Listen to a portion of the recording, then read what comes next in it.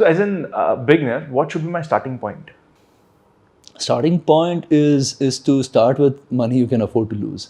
Every time your trade hits a stop, you not only lose what you're losing a stop, but you also lose what is called as an impact cost. Stock markets is really the toughest place to make easy money. So stop losses are sold as this solution to all problems, which isn't. Don't track Dow Jones, what's happening, Nasdaq, what's happening. It makes no difference because tomorrow morning when markets open, they'll do what it has to do, right? And you need to look at every opportunity in life as risk to reward and not just think of trading stocks as trading. You're really trading your time, and you need to give your time where risk to reward is in your favor.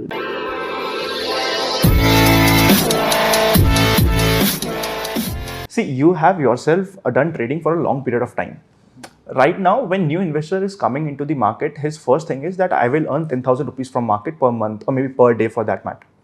What's your answer on this thought process? I mean, stock markets is really the toughest place to make easy money. So I think it's a problem today because if you live in a social media bubble or you are in one of those Telegram, WhatsApp group where everyone's claiming that they somehow make a lot of money, you can come with the wrong expectations. And I think that's really the biggest problem right now, which is people have the wrong expectations from the market because once they come into the market trading with wrong expectations, you tend to do mistakes because your expectations are wrong. So it's very hard to make money in the markets. I've been public about it, saying very active traders, less than 1% really make money, and also it's but then when it and I say that 1%, I also go on to say that any job, that any kind of profession which requires luck and skill, be it movies or being an actor, being like a musician or a sportsman, the odds are very similar. One in every 100 really kind of hits it. So my I think if someone's coming to the markets with a certain rupee goal in mind, my first thing would be that, dude, it's not easy. So keep your expectations in check, and two is you can't start making money immediately. It takes time to learn the markets, learning trading, etc. As in, if you to become an engineer, you spend 12, 13 years studying, so you cannot just overnight start making money trading the market. It doesn't work like that. So I think you have traded for a long period of time, more than 10 years, right? Yeah. So any mistake which you remember and you see still a lot of young investors are making? No, I mean, mistakes. See, the thing is, in the markets, the biggest what causes losses is really our biases, right? I mean, we get influenced by fear and greed. And really that's what is the biggest reason for losses. I mean, when people think about trading strategies, when there's so much emphasis around what stock to buy, what stop loss, what target. Really, I think before all of that, I think you have to spend time figuring your biases in life, which is how do you react to fear and greed? When do you get scared? When do you feel greedy? And we get scared when we are near our stop losses. Right. No, but stop loss is a secondary thing. I mean, stop loss is beyond. I mean, its idea is, if you have, say, 10 lakh rupees, right? What money do you scare losing from that money, right? I mean, the starting point is that. So firstly, you have to think about your risk, you mean to say? I mean, how much are you trading with? The thing is, there's, a lot of emphasis is usually given around putting a stop loss in every trade. Now, if I were to tell you that stop losses kill more people than not having stop loss, right? Because the biggest, I'm talking in it, and I'm talking in sense of a very active day trader, right? Because every time your trade hits a stop, you not only lose what you're losing a stop, but you also lose what is called as an impact cost. The more trades you do, the more impact cost you lose, right? Now, if someone's trading options, you're losing 1.5% a trade just in impact cost. For example, if an option trading at 50 rupees, a bid and ask, you're losing 50 paisa, 1 rupee just in that. So you're not losing to the market, you're losing impact cost. This is apart from the charges, etc.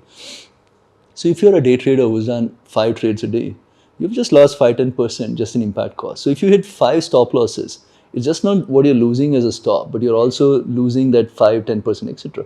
Right? So people, don't think about it as much, but I think people lose more money because of stops than not having stops. So the right way, I think, is to think about it is to ensure that you trade with only so much money where you're not forced to put stops on every single trade and keep getting triggered, right? Because now we have analyzed this and we've realized that impact cost is really the biggest cost for a trader. Again, which hardly ever gets spoken about, and as the business has moved to options, the impact of the impact cost has only gone up exponentially. So, right? Because I think it is the first time anyone is speaking about impact cost so openly.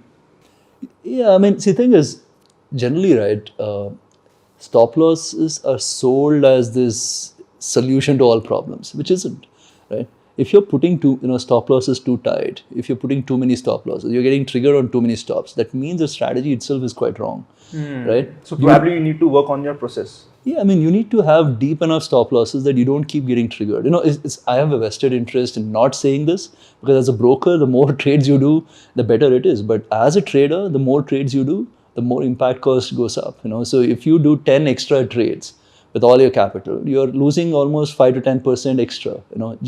And recovering that, while it might seem on a single day, right? But if you're thinking of trading as a career, and if you think about 10 extra trades that you take every week, that's 10% that you have to recover every week just on the capital, which is very, it's impossible. But it is good to have a stop loss. But the way I think you need to think about stop loss is not just on every trade and every, stop loss and trade. Because it's that whole stop loss, put a stop loss, put a target, it's oversold because for everyone who is selling a stock tip, it's a way to cover their ass. That's about it, right? Oh, mera stop loss hit, so you're not in it, but it doesn't work like that. As a trader, to make money, I mean, it's very tough. You can't. It doesn't work. So I think the way to think about stop loss is, what is the capital that I have, and that is a stop loss, and then make sure your stop losses are not so tight that you keep hitting it. Because now, this is a mistake I did as a trader, right? And this is a mistake that happens even today, right? Because we are constantly fed this information everywhere saying stop loss, and but the thing is that leads to over trading, and over trading is really the biggest reason for people to lose money. People don't lose as much money to the markets as they lose to impact costs and etc. So like I said, it doesn't get spoken about much, but really that's a big mistake that happens. Apart from, of course, all the other mistakes of getting too greedy and too fearful. So as a beginner, what should be my starting point? Starting point is to start with money you can afford to lose, right? And give yourself some time, right? Not increase the trading capital unless consistently you've made money for a while, right? Because generally, there is, you always, people try to throw good money at bad money because, there are egos at play, etc. So, I think stock market is like a black hole. You can lose unlimited amounts of money. I don't think there's anything else in the world where you can lose unlimited amounts of money as in stock markets, So as a beginner, that's it. And once you start trading, you need to be curious to learn more. You need to spend more time analyzing yourself, as in understand, because every person is different. It's I could get Messi to come teach you football. It doesn't mean you'll become a good footballer, right? Because it's a self-discovery process. Now, to do that self-discovery, you need to give time to yourself. If you're constantly glued into the markets, it's very tough to give yourself time. So take few hours off. Cultivate some good hobbies. Don't track Dow Jones, what's happening, Nasdaq, what's happening. It makes no difference, because tomorrow morning when markets open, they'll do what it has to do, right? You tracking. Over-analysis lead to paralysis. Absolutely, yeah. But I'd say if you're someone starting off, be very wary that only very few people actually make it in the markets. It is almost exactly like how many cricketers can make money playing cricket versus how many actually practice to become a cricketer. The odds of being successful, when I say successful, I know I'm saying food on the table. If you have a job and you're trading by the side, which is okay. Even if you don't make enough money, as long as you're not losing too much money, it's okay. So you mean to say that if someone is in full-time job, he should not leave his job and become a full-time trader? Not at all. Not unless you have a few years of track record. Like a few years where that you've done well. You can't be leaving the job when you're losing money in the markets. That's really. It affects your gravity-free zone as well. I mean, even when you start trading, you are more affected by fear and greed, and at the end of the day, like I said, right, I think the difference between good traders and bad traders is really, how less the fear and greed component affect them is. So in last 10 years, market have changed a lot. Even the trading style has changed a lot. Is there any change you can see in next 10 years? Trading style hasn't changed. I think what has changed is really this influence of social media on our lives, right? And like I said, it's kind of set these expectations that it's easy to make money in the markets, which is maybe also the reason why there's a much younger crowd coming to the markets, right? Because younger crowd typically comes in for easy money, and There's no free lunch. There isn't. I mean, it's law of the jungle. The fittest one wins. So it seems like I keep talking about it. The only easy thing about trading is starting a trading account. Right. So that's become digital. In 5 minutes you can open an account. If you want to start a business, it takes you like effort, right?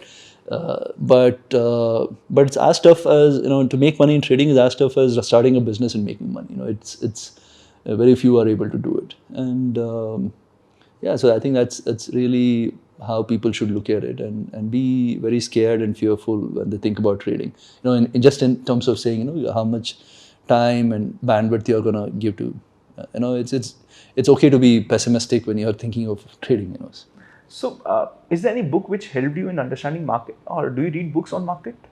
I mean, I used to. See, the thing is, from the time Zerodha started, I've given my life to Zerodha, the broking business. Nikhil, my younger brother, trades the market full time. So I don't really track and trade stocks anymore. I mean, I'm tracking the markets. I'm tracking what our clients do. I'm interacting with the customers and all of that. But not really trade. But yeah. But I think I personally have benefited most by listening and talking and reading what other traders do. I think really the best experiences are from that. And I mean other good traders do. And because all of the rest of the stuff, I mean, what is technical analysis or what is indicators? I mean, that is a bare minimum, right? As in anyone, what is the theory behind options trading, or all of that is a bare minimum. Everyone's required to learn it. It's like if you want to play football, I mean, you need to be able to run a few kilometers a day, right? I mean, that's the bare minimum. Now, if you want to push it up a notch, I think personally what has helped me is reading and interacting with traders who are doing well and try to figure what are they doing which is helping them, and then not get influenced and try to copy paste, right? Because the other, usually the thing here is like even today, right? Someone listens to me, and just because I've been lucky to have whatever little success, people think what I can do what Nithin's saying and somehow succeed. It doesn't work. Every individual is different, right? You need to go through your self-discovery and figure what works for you, right? And not get influenced, right? Just because you listen on a trader and something's working for him, not just copy paste that. It doesn't work like that. So whatever I'm saying also, people have to maybe take in a pinch of salt and say, this is what has worked for Nithin and this is how he thinks about it. Now let me use some of that to figure how I should be thinking. What is working out for me? Or what I should be thinking and etc. So yeah. So and I think in trading, like a lot of people think trading is trading stocks. It's actually not trading stocks. It's trading time, right? You need to do. A good trader will do whatever gives him the most return on his time, right? Now, if it is trading stocks, I'll do trading stocks. If it is making videos, I'll do making videos. If it's running a broking firm, I'll do running a broking firm, right? It's about risk to reward everywhere, right? And you need to look at every opportunity in life as risk to reward and not just think of trading stocks as trading. You're really trading your time, and you need to give your time where risk to reward is in your favor, So and not really look at trading stocks as only trading stocks. Wow, this was something amazing. So my next question is, how has this Zerodha journey been, and what are the major learnings from this journey? Right. Now Zerodha's journey has been quite spectacular. We all are loving the product. I was personally using a traditional broker. shifting to a new age broker was initially difficult, but once I shifted, I loved it. So See, the journey has had multiple pieces to it. When we started, there was no technology, right? As in, we were trying to disrupt on pricing and transparency and all of that. And as time went by, we realized we'll be sitting ducks if we don't innovate in technology. And that's when Kailash thankfully joined us. And with him around, we started building our tech. I mean, the tech team has just built brilliant products for us. And then I think generally the way we think of money and customers and what we want to do in our lives has been very unique in the sense. I mean, we're not in this to grow fast, or we are not in a hurry to. So we always put what is right for the customer before what is right for the business. And we've been able to do it because we don't have professional investors and all of that. So journey has been very fulfilling, but and very exciting and all of that. But I think there's still that one small missing piece in all of this, is that because we started off saying we need to help people do better with their money, right? So we thought we'll build products, we'll reduce pricing, we'll give education, right? We will do all of this to help people do better with their money. But the question that we've been asking over the last few years is, has that led to people actually doing better with their money, right? Which maybe is not true. So I mean, of course, we've made access to the markets easier. We have access to information easier, education easier. But I think we still have a long way to go in terms of being able to help people do better with their money. And that really is our, like the next big thing that we are working on, which is to, that as a customer, I mean, there's no point having 10 million customers if 5 million customers of yours are inactive, right? They're inactive because they didn't do well with their money, right? I rather have 1 million active customers who are in it and who are actually making money out of it. Not even if they're not making money or not losing too much, or they're doing well, doing okay. I mean, they come with the right expectations and they're in it, right? That'll be a lot more fulfilling than having people come trade, be aggressive, lose money quickly, and become inactive and etc. So yeah, so it's a very tough and challenging problem. And that's really what I think we want to really solve for. Prioritize that over everything else as a business. And we started off with this whole nudge platform, which is the starting point, which is to kind of get people at least be aware of the mistakes before they commit mistakes. And we need to see how it goes from there. Amazing. I think it was an amazing discussion. Thank you so much for doing it, Cheers, and thanks. means a lot to us. Thank you so much. Cheers.